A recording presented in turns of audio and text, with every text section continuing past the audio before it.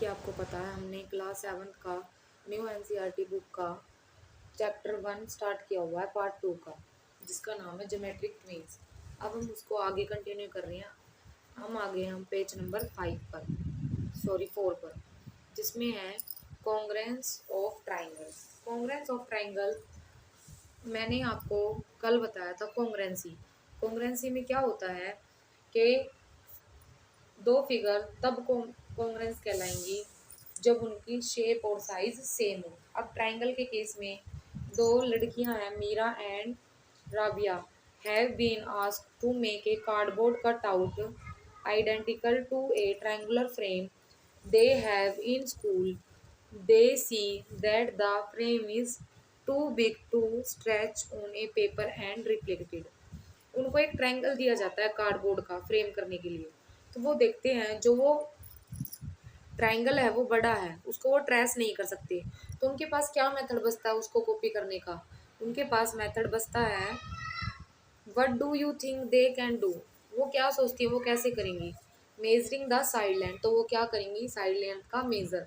ये आपको मैंने सिंबल वाले केस में भी बताया था। इसमें क्या है, can certain measurement of the triangle be used for this.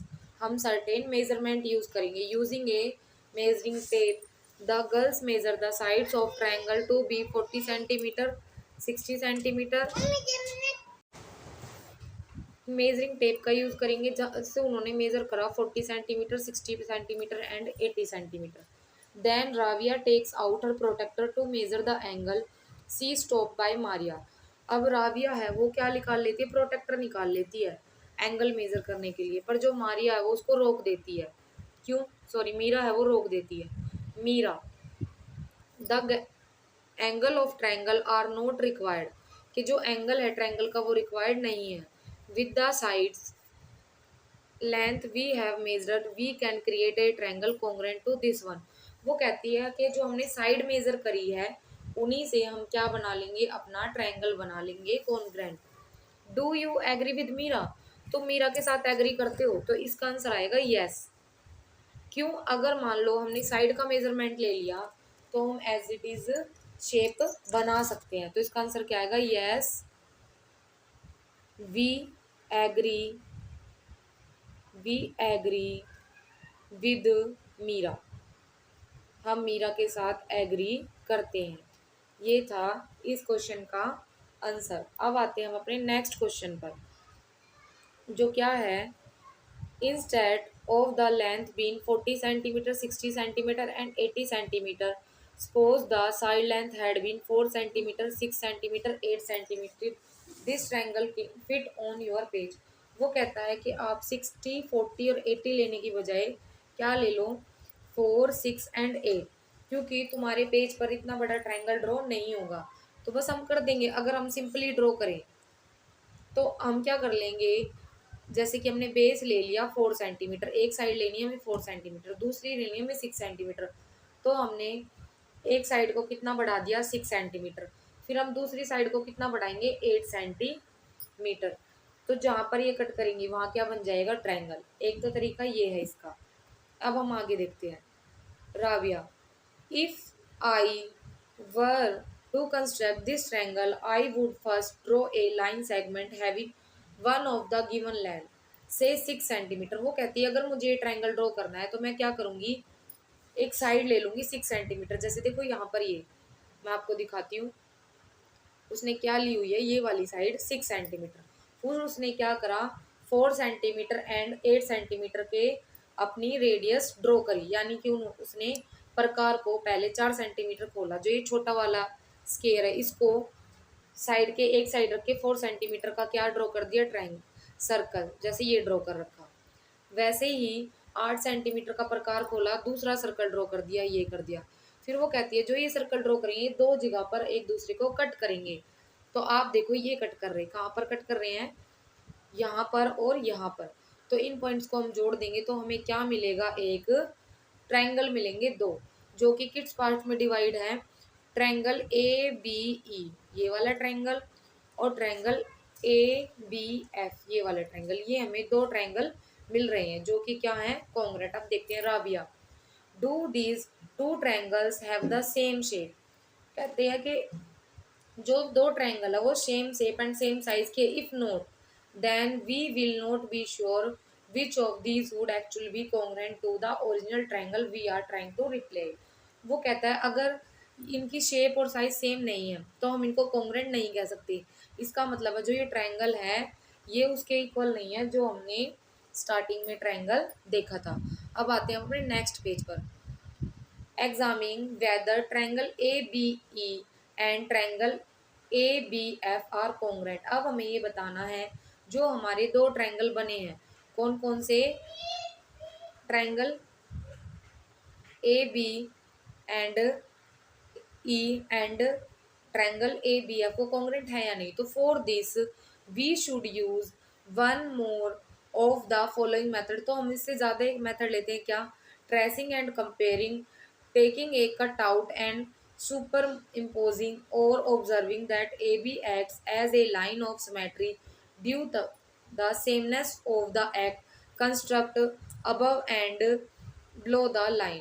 वो कहता है कि अब हम इसको करने के लिए हम ये कर लेंगे, जो AB है वो एक सिमेट्री यानी कि दो इक्वल पार्ट्स में डिवाइड करेंगे। जैसे इसमें ये जो आपको यहाँ पर दिख रही है ए बी लाइन, ये क्या है, सिमेट्री है जो इसको इक्वल पार्ट्स में बांट रही है। इसका मतलब ये है। अब आगे देखते हैं हम। We see that triangle A B E and triangle A B F are congruent. हमने देखा ये दोनों ट्रायंगल क्या है, congruent. From this general construction we can see that all triangle with the same side line. तो हम इससे ये कह सकते हैं कि जो दोनों ट्रायंगल है उनकी जो साइड लेंथ है वो सेम कंस्ट्रक्ट है। Hence Meera was right when she said that the side length are sufficient to construct a congruent triangle। जो मीरा थी वो सही थी कि हम साइड लेंथ से ही क्या बना लेंगे, कॉन्ग्रुएंट ट्रायंगल, हमें एंगल मेजर करने की जरूरत नहीं है। अब यहाँ पर एक इंपॉर्टेंट लाइन दी हुई है रिजल्ट से, क्या है वो line, if we if two triangles have the same side length then they are congruent। अगर इन दोनों की सेम साइड लेंथ है तो वो दोनों क्या हैं, कॉन्ग्रुएंट। ये we call this the side side condition of congruency. अगर दोनों ट्रायंगल की तीनों साइड इक्वल हैं तो वो किससे कॉन्ग्रुएंस होंगी, एस एस यानी कि साइड साइड साइड से। अब आते हैं convention to express congruency. The two triangles give below are congruent. How can these two triangles be superimposed? Which vertex of triangle XYZ and ABC should be overlap? अब वो कहता है जो ये दो ट्रायंगल हैं, this has to done so that the equal sides overlap, figure out how। अब मैंने ये आपको स्टार्टिंग में बात बताई थी, अगर कोई भी दो फिगर आपस में कॉन्ग्रुएंट हैं तो वो एक दूसरे को ओवरलैप करेंगी यानी कि एक दूसरे को अच्छी तरीके से कवर कर लेंगी। अब यहाँ पर आपको दो ट्रायंगल का एग्जांपल दे रखा है, क्या है वो एग्जांपल, एक ट्रायंगल है ए बी सी, एक ट्रायंगल है एक्स वाई जेड। तो आप देखो यहाँ पर एक वन लाइन है तो ये वाली लाइन, जो ये वाली साइड है वो किसके इक्वल होगी, इस वाली साइड के, जहाँ पर एक कट है। ये दो कट का मतलब है ये दूसरी साइड की दूसरी साइड के बराबर है, दूसरे एंगल के। ये तीन जो लाइन है इनका मतलब है ये दूसरे एंगल की तीसरी साइड के बराबर है। तो जो सेम साइड है वो, जैसे कि ए सी किसके इक्वल हुई, अगर मैं लिख के बताऊं, जो ए सी है वो किसके इक्वल हुई, एक्स जेड के। जो हमारी ए बी है वो किसके इक्वल हुई, एक्स वाई के। और जो हमारी क्या है बेटा, वाई जेड, वो किसके इक्वल हुई, ए बी के। इसका मतलब ये है। अब हम अपना आगे आते हैं। ओवरलैपिंग वर्टेक्स देखो, जो वर्टेक्स ए है, अब वर्टेक्स देखो ये रही वर्टेक्स ए, ये वाली किसको ओवरलैप करेगी, वर्टेक्स एक्स को, क्योंकि ए सी किसके इक्वल है, एक्स जेड के। और जो वर्टेक्स बी है ये वाली वर्टेक्स, ये किसको ओवरलैप करेगी, वर्टेक्स वाई को। और जो वर्टेक्स सी है वो किसको ओवरलैप करेगी, वर्टेक्स जेड को। अब ओवरलैपिंग के बाद आपको कॉन्ग्रुएंसी में इन साइड्स को लिखना आना चाहिए same.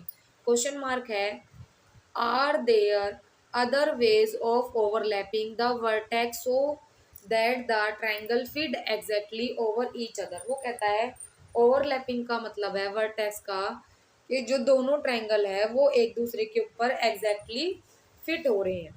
The fact that these triangle are congruent show that their respective angle are equal। वो कहता है अगर वर्टेक्स हैं जो तीनों ट्रायंगल की वो ओवरलैप कर लेंगी तो उनके एंगल, जैसे कि एंगल ए किसके बराबर होगा, एंगल एक्स के। क्यों होगा, तो आप यहाँ पर फिगर देखो, जो ये हमारी ए सी साइड है, ये ए सी साइड ये किसके इक्वल है, एक्स वाई जेड के। और जो वर्टेक्स ए थी वो किसके इक्वल थी, वर्टेक्स जेड के, सॉरी वर्टेक्स वाई के। तो इसका मतलब है एंगल ए किसके इक्वल हुआ, हमारा एंगल एक्स के। ऐसे ही जो एंगल बी है वो हमारा किसके इक्वल होगा, एंगल वाई के। और जो हमारा एंगल सी है वो किसके इक्वल होगा, एंगल सी हमारा इक्वल होगा एंगल जेड के। आई होप आपको ये चीज समझ आई होगी। अब मैं आपको आगे दिखाती हूँ। देखो एंगल ए इक्वल किसके है, एंगल एक्स के। एंगल बी किसके इक्वल है, एंगल वाई के। एंड एंगल सी किसके इक्वल है, एंगल जेड के। Thus when two triangle are congruent, तो इसीलिए दोनों ट्रायंगल क्या होंगे, congruent. There are corresponding vertex side और angle which fit exactly over each other when the triangle are made to overlap in case they are. तो यहाँ पर तीन केस बनेंगे। क्या, पहला केस है corresponding vertex A and X, B C and Y C and Z, मतलब कि वर्टेक्स ए एक्स के इक्वल होगी, बी वाई के इक्वल होगी, सी जेड के इक्वल होगी। अब हमारा जो बी है उसमें क्या है, कोरस्पोंडिंग साइड। कोरस्पोंडिंग साइड कौन सी थी, ए बी किसके इक्वल थी, एक्स वाई के। बी सी किसके इक्वल थी, वाई जेड के। ए सी किसके इक्वल थी, एक्स जेड के। ऐसे ही एंगल जो हमने ऊपर तीनों केस पढ़े थे वो एक साथ दे दिए। अब इनसे ये ट्रायंगल क्या हो जाएंगे, कॉन्ग्रुएंट हो जाएंगे। ट्रायंगल अगर हमने ए बी सी लिखा है तो ए बी सी का मतलब क्या है, कि जो हमारी ए बी है वो किसके कोरस्पोंडिंग है, एक्स वाई के। बी हमारा किसके कोरस्पोंडिंग है, वाई के। सी किसके कोरस्पोंडिंग है, जेड के। ये नीचे डायग्राम यही दिया हुआ है। अब हम आगे आते हैं। Why writing this we mean that, अगर हम ऐसे राइट करते हैं तो इसका मतलब क्या है, जो फर्स्ट वर्टेक्स है in the name of triangle A B C में वो कोरस्पोंडिंग है vertex first vertex of the X Y Z के। ऐसे ही कोरस्पोंडिंग वर्टेक्स है सेकंड वर्टेक्स के, थर्ड वर्टेक्स है इसके, तो ट्रायंगल ही हो जाएंगे।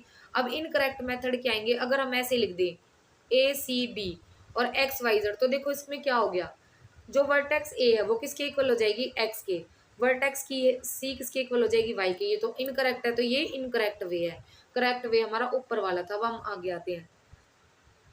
Can you identify a pair of congruent triangle below, why are they congruent. अब आपको एक रेक्टेंगल दे रखा है और बीच में एक लाइन दे रखी है, तो इस लाइन का मतलब ये क्या है, एक सिमेट्री है। तो जैसे ही मैंने इस पूरे रेक्टेंगल में बीच में एक लाइन ड्रॉ कर दी तो ये दो ट्रायंगल में डिवाइड हो गया हमारा रेक्टेंगल। तो वो दो ट्रायंगल क्या बने बेटा, वो दो ट्रायंगल बने हमारे, ये देखो कौन से बने हैं। एक ट्रायंगल बना है हमारा क्या, दो कौन से होंगे इसमें, वो होंगे हमारे ये ट्रायंगल ए बी डी, यानी कि ये वाला ट्रायंगल। अब मैं दूसरा ट्रायंगल आपको दूसरे कलर से शो करती हूँ। जैसे कि हमारा दूसरा ट्रायंगल क्या है, ये ट्रायंगल सी डी बी, यानी कि ये वाला सी डी बी। ये दोनों ट्रायंगल आपको क्या दिखाने हैं, कॉन्ग्रुएंट दिखाने हैं। क्यों, तो अब हम आगे देखते हैं। Consider triangle A B D and triangle C D B. तो अब सी डी बी में देखते हैं क्या कॉमन है। अगर मैं बात करूं इस वाली साइड की, तो ये किसके इक्वल होगी, इस वाली साइड की, क्योंकि रेक्टेंगल की प्रॉपर्टी क्या कहती है, अपोजिट साइड आर इक्वल। तो ए बी डी की अपोजिट साइड क्या होगी, बी सी। तो इसका मतलब है ए बी किसके इक्वल हो जाएगा, बी सी के।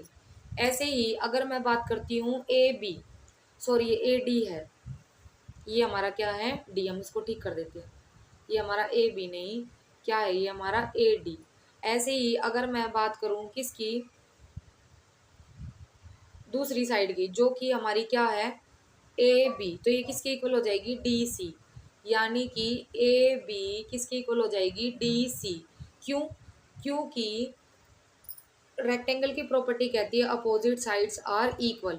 और जो हमारी ये तीसरी साइड बची ये क्या है, सब में कॉमन। देखो ये वाली साइड इन दोनों में है कॉमन।